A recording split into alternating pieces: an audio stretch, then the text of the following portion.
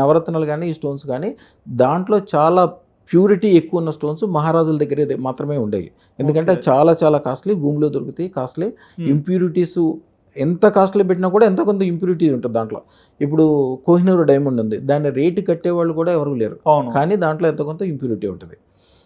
ఎంత ఖరీదైన డైమండ్ అయినా, ఎంత ఖరీదైన రత్నం అయినా ఇంప్యూరిటీస్ ఉంటాయి. ఆ ఇంప్యూరిటీస్ ఉండటం ఒకటి, ఆ దాంట్లో ఆ డైమండ్ పౌడర్, ఆ డైమండ్ కానీ లేకపోతే కనకపుష్పరాగం కానీ, రెడ్ స్టోన్ అంటే రూబీ కానీ దాని యొక్క లక్షణాలు మాత్రమే ఉంటాయి. మేము దాన్ని ఏం చేయగలిగామంటే డైమండ్ని ప్యూరిఫై చేయటం, డైమండ్ పౌడర్ని తీసుకుని దాంట్లో అసలు ఇంప్యూరిటీ అనేది లేకుండా చేసి, డైమండ్ పౌడర్ ఇంప్యూరిటీస్ అన్నీ తీసేసి దాన్ని ప్యూరిఫై చేస్తాం. దాంతోపాటు ఇంకా అదృష్టరత్నానికి సంబంధించిన ఇప్పుడు కౌస్తుభమణి ఉందనుకోండి, చింతామణి ఉందనుకోండి, దారామణి, మహాత్మణి, ఇంద్రమణి, దీనికి సంబంధించిన రత్నాలకు సంబంధించిన ఆ పౌడర్లు కూడా దాంట్లో మిక్స్ చేసి ఇంప్యూరిటీ అనేది కంప్లీట్గా తీసేసి ఈ రత్నం తయారు చేసిస్తాం.